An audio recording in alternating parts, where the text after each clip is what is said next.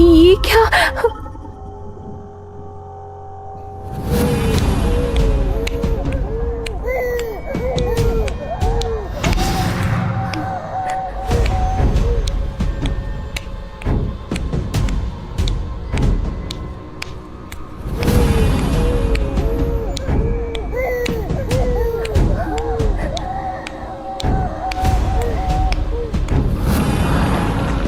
मोहिनी पहले अपने पेट को देखती है और फिर उस परछाई को अपने करीब देखती है।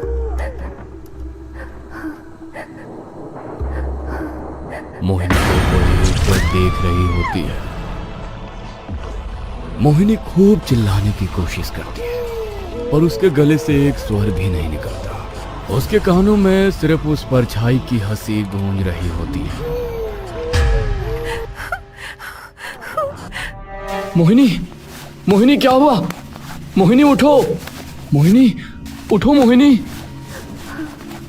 मोहिनी, मोहिनी क्या हुआ? आरव, आरव, वो परछाई, परछाई, परछाई।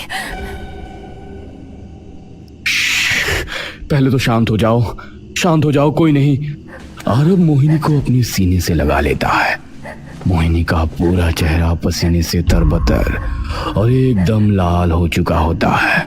बस बस बस, कुछ नहीं हुआ मोहिनी, सब ठीक है, मैं हूं ना इधर, शांत हो जाओ। मोहिनी धीरे धीरे शांत होती है। आरव उसका हाथ पकड़कर उसे बैठा देता है। क्या हुआ था? फिर से बुरा सपना आया? हाँ। अब की बार क्या देखा? पता नहीं, हम दोनों बात कर रहे थे, तभी ये हमारे बेड के साइड वाला दरवाजे से आकर एक परछाई अंदर आई और मेरी बहुत करीब आ गई और फिर जोर जोर से हंसने लगी और फिर एकदम से मुझे जकड़ लिया। बस कोई नहीं, शांत हो जाओ। समझ नहीं आ रहा कि बार बार ऐसे सपने क्यों आए जा रहे हैं।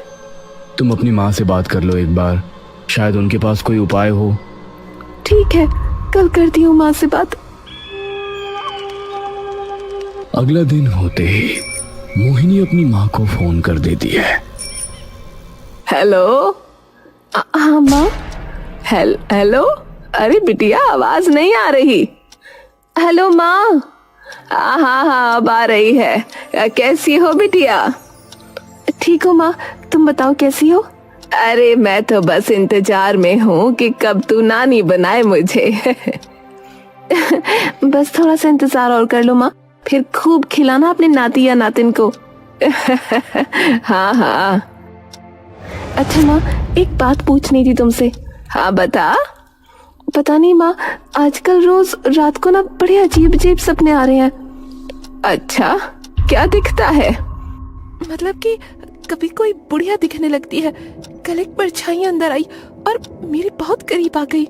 ऐसा लगता है जैसे किसी ने मेरे शरीर को जकड़ लिया हो। मैं चीखने चिल्लाने की कोशिश करती हूँ पर आवाज ही नहीं निकलती गले से, ना हाथ पांव हिलते। मतलब बार बार दब रही है तू? हाँ, मुझे तो समझ ही नहीं आ रहा कि क्या करूं मैं माँ। एक काम कर बिटिया। बताओ। आज से अपने तकिए के नीचे एक लोहे का चाकू रख लियो और अपने कमरे में ये देख लियो कि कोई अजीब चीज पड़ी है के आसपास या तेरे किसी सामान में, और अगर कुछ मिले तो मुझे बताइयो। और हाँ, उसे छूना मत बिल्कुल भी, ठीक है? ठीक है माँ। मोहिनी अपने कमरे में जाकर सारी चीजें उलट पलट देती है लेकिन उसे कुछ नहीं मिलता। तभी मोहिनी की नजर अपने पलंग के निचले हिस्से पर पड़ती है। क्या हुआ? एक बार इस पलंग के नीचे झुककर देखो, कुछ अजीब रखा है क्या? अजीब? अरे तुम देखो तो सही। ठीक है बाबा।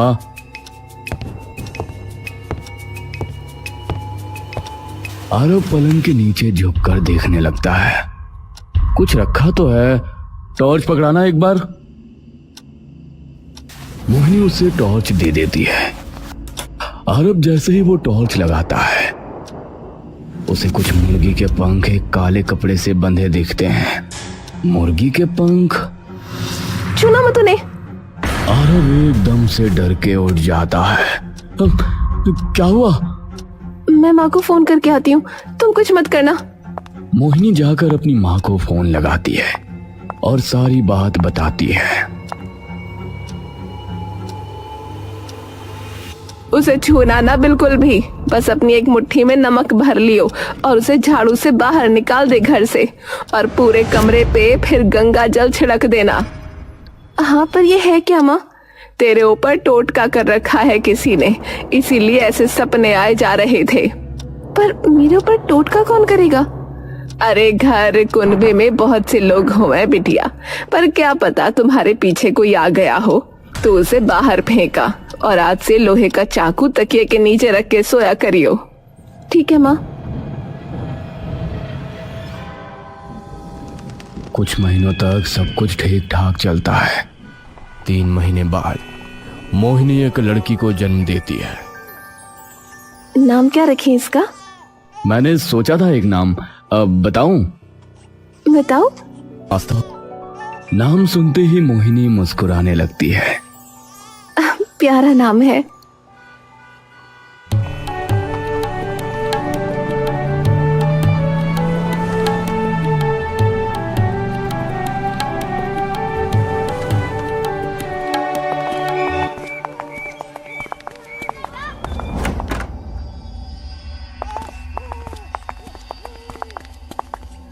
रुको।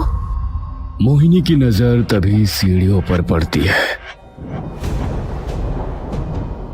आरव एकदम से रुक जाता है।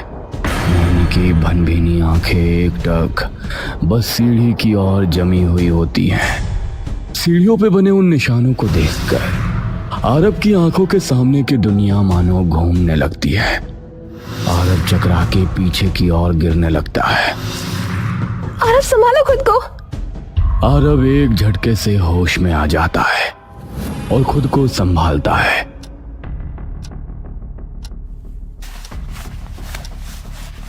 मोहिनी, चलो यहां से अभी। आरव और मोहिनी तुरंत घर के बाहर निकल जाते हैं और बाहर गली में जाकर खड़े हो जाते हैं। अब क्या करना है? तुम्हारे घर चलते हैं, अभी यहां रहना ठीक नहीं है। मोहिनी और आरव गाड़ी में बैठकर तुरंत वहां से निकल जाते हैं। पूरे रास्ते सीढ़ियों पे बने बस अमंगल निशान की छवि अभी भी उन दोनों के दिमाग का पीछा नहीं छोड़ रही थी।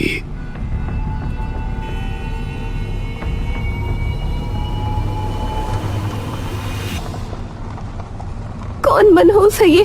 क्यों हमारे पीछे पड़ा हुआ है? पता नहीं, पर अब हम वहां नहीं रह सकते। सही कह रहे हो।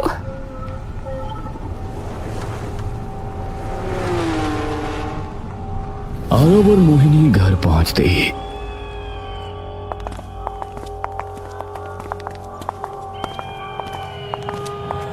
तुरंत सारी की सारी घटना बीरो को बता देते हैं। कोई बुरा ही तुम्हारे पीछे लगा हुआ है। सही किया तुमने यहाँ आ गए। कुछ दिन यहीं रह लो जब तक घर ना मिल जाए दूसरा।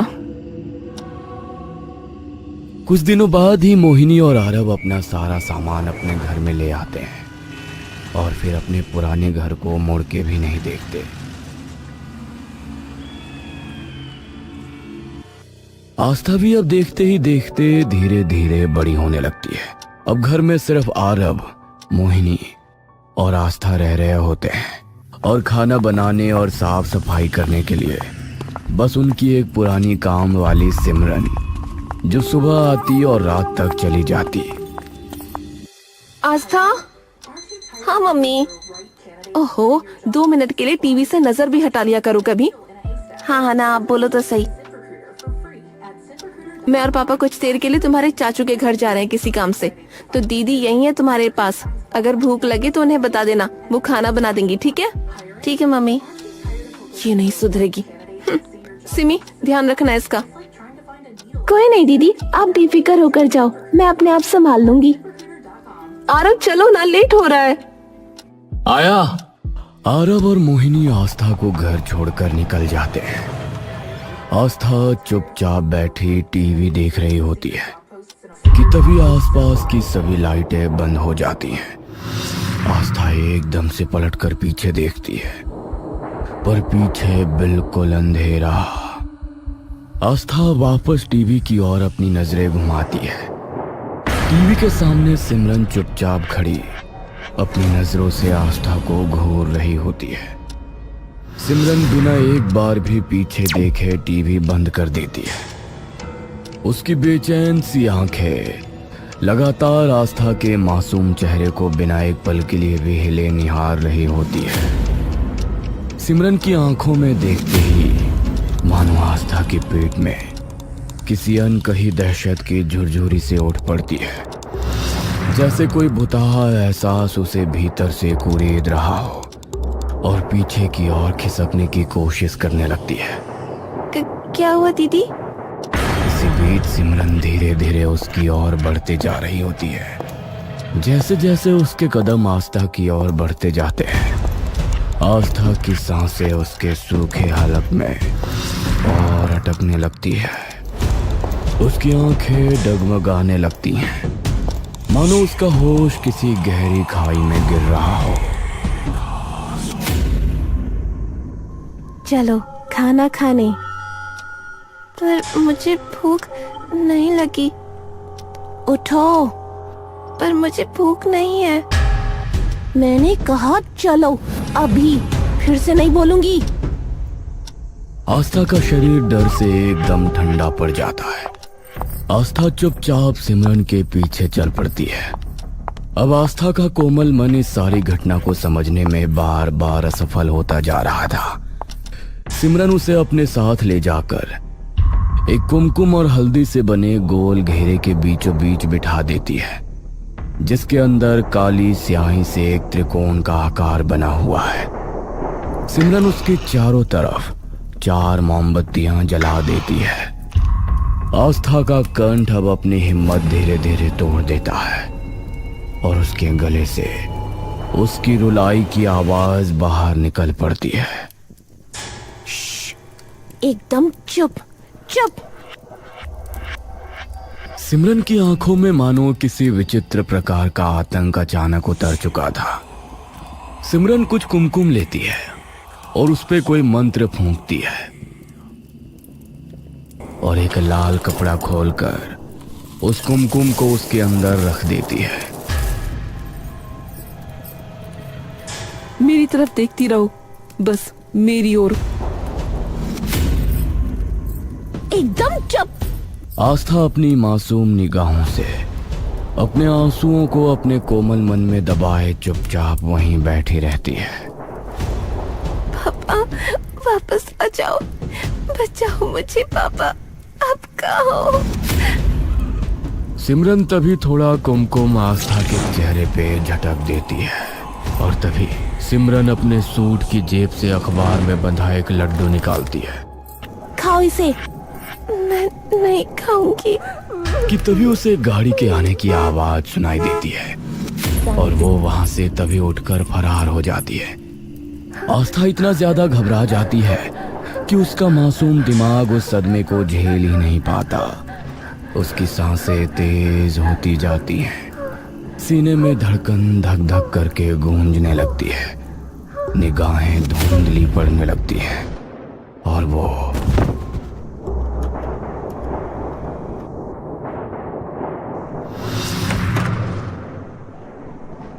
लाइट को क्या हुआ?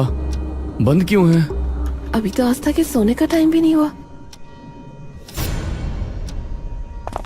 मोहिनी जाकर सोफे पर देखती है।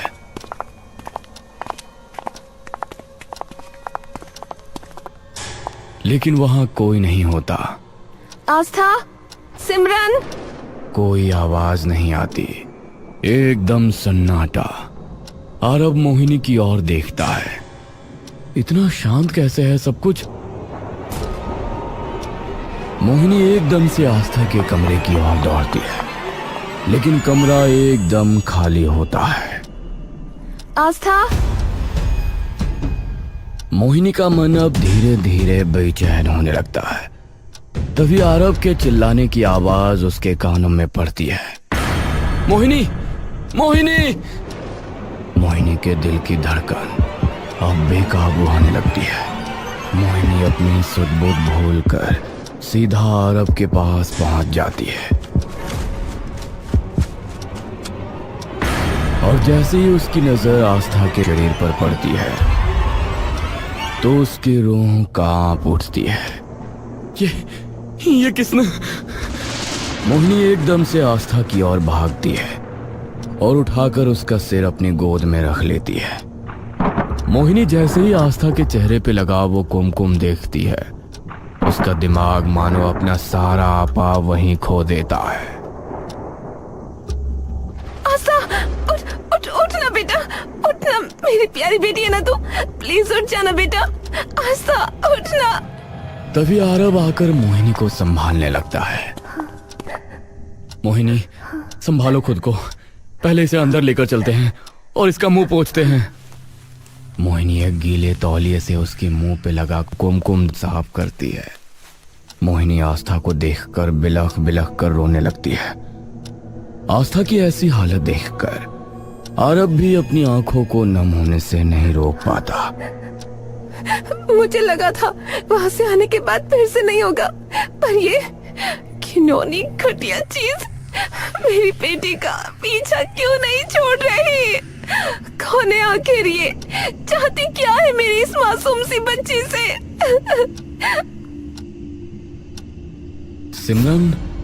सिमरन कहाँ है? मोहिनी एकदम से आरव की तरफ मुड़ती है। तभी अचानक आस्था होश में आ जाती है।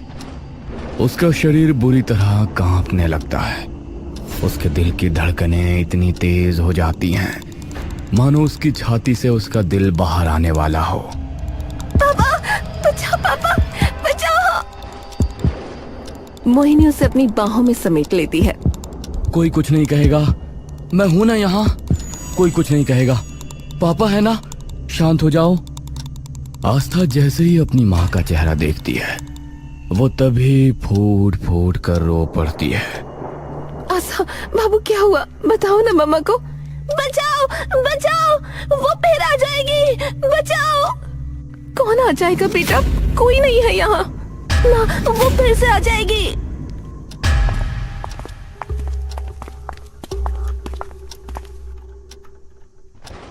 बेटा, पापा की तरफ देखो एक बार। आस्था धीरे से आरव की तरफ देखती है। पापा, वो फिर से आ जाएगी, पापा बचाओ मुझे। तुम तो पापा की शेरनी हो ना, पापा है ना तुम्हारे पास, कुछ नहीं होने दूंगा तुम्हें, आई प्रॉमिस। यू ट्रस्ट पापा ना? हाँ। तुम मुझे बस ये बताओ बेटा कि किसने किया ये? आस्था डर से कांप रही है। बेटा, डरना बिल्कुल नहीं है, पापा है ना, बस ये बता दो कि किसने किया, फिर देखो। सिमरन दीदी। सिमरन का नाम सुनते ही दोनों के होश उड़ जाते हैं। आरव की आंखों में एकदम से मानो खून खौल जाता है। आरव एकदम स्तब्ध वहां खड़ा रह जाता है। मतलब हमेशा से वही कर रही थी ये सब सिमरन? पर वो तो कितने सालों से तुम्हारे यहाँ काम करती आ रही है। सिर्फ वो नहीं, उसकी माँ भी हमारे यहाँ ही काम करती थी। आज ये किस्सा ही खत्म करता हूँ, ध्यान रखना आस्था का। आता हूँ। सुनो, मुझे मत। बात सुनो। आरव मोहिनी की आंखों में देखता है। हमारी बेटी को उसने चोट पहुंचाई है, तो उससे सारे जवाब लेना। आरव गुस्से भरा सिमरन के घर पहुंच जाता है।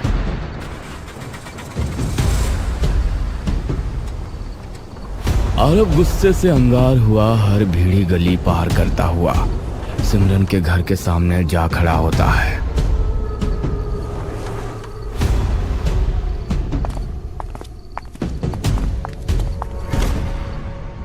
सिमरन, मैं कहता हूं दरवाजा खोलो, अभी के अभी, आखिरी बार कह रहा हूं, ये दरवाजा खोलो। अंदर से एक आवाज भी बाहर नहीं आती।